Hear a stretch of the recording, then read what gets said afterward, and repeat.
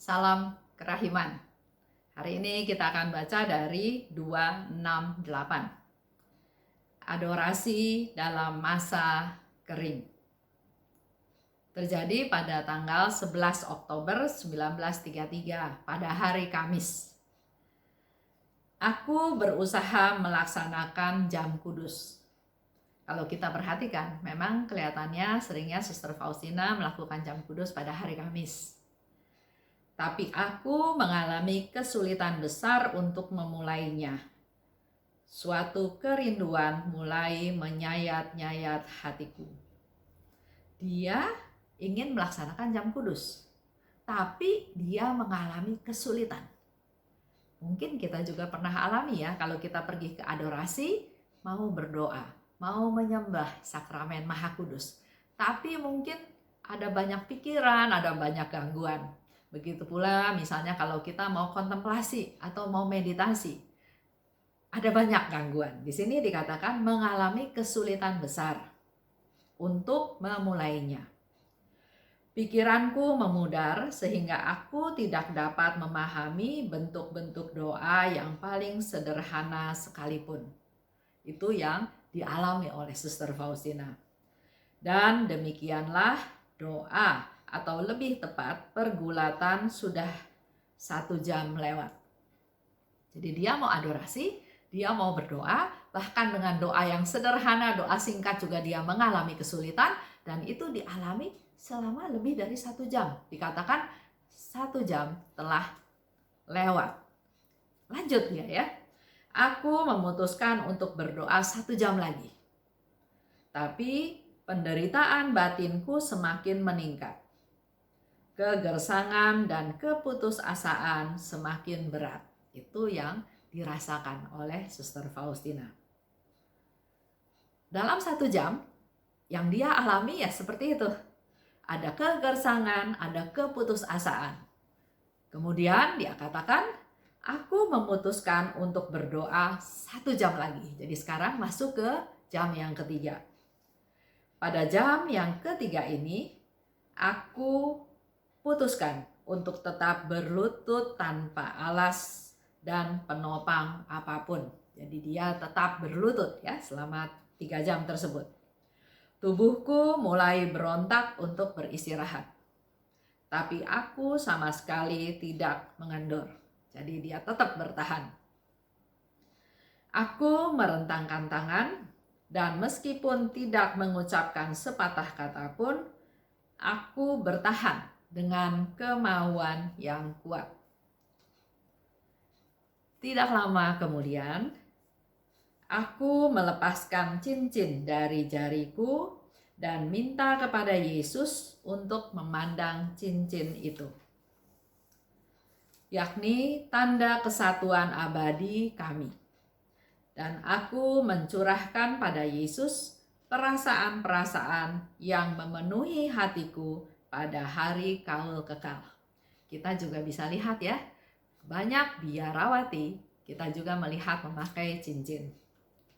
Tidak lama kemudian, aku merasa hatiku diterpa oleh gelombang cinta.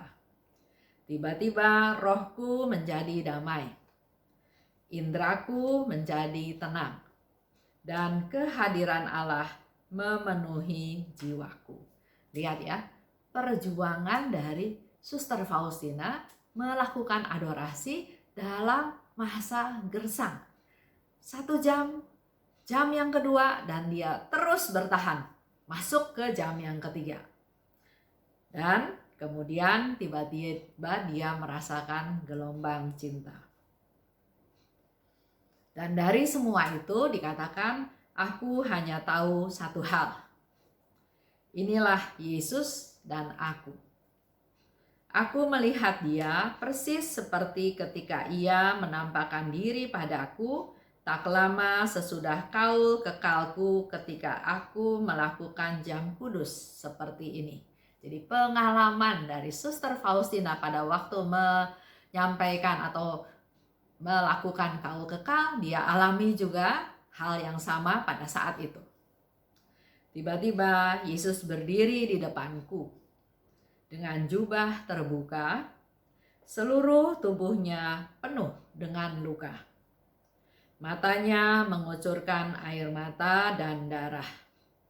Wajahnya kotor dan penuh dengan ludah. Kemudian Tuhan berkata kepadaku, mempelai perempuan harus menyerupai mempelai laki-laki. Aku sungguh-sungguh memahami kata-kata ini. Aku harus menyerupai Yesus dalam penderitaan dan penghinaan. Jadi kalau Bapak Ibu mengalami penderitaan, mengalami penghinaan, Yesus sudah lebih dahulu mengalaminya. Sehingga dia juga sangat tahu apa yang kita alami dengan penderitaan dan penghinaan tersebut. Yesus berkata, perhatikan apa yang sudah dilakukan jiwa-jiwa terhadapku, hai putriku. Dalam hatimu, aku menemukan segala sesuatu yang tidak kutemukan dalam sejumlah besar jiwa yang menolak aku. Kita bisa semakin sadar, semakin tahu bahwa sebetulnya banyak jiwa-jiwa yang menolak Yesus. Dan itu membuat Yesus terluka parah seperti itu. Hatimu adalah tempat istirahatku. Kita juga berusaha ke arah itu, supaya Yesus juga bisa beristirahat di dalam hati kita masing-masing. Aku sering menahan rahmat-rahmat yang besar sampai ke akhir doa. Itu yang dikatakan oleh Yesus. Kita juga sering mendengar ya, mungkin kita juga mengalami, sudah berdoa dengan sangat khusyuk, berdoa novena, berdoa banyak yang kita lakukan dengan doa yang sungguh-sungguh.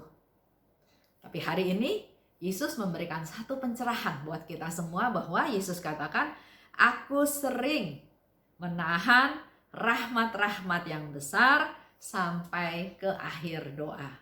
Jadi jangan jemu-jemu, jangan putus asa, jangan berhenti berdoa.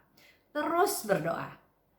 Karena Yesus tadi katakan dengan jelas, aku sering menahan rahmat-rahmat yang besar sampai di akhir doa. Itu menjadi satu pencerahan buat kita semua. Jangan putus asa, mengandalkan Tuhan.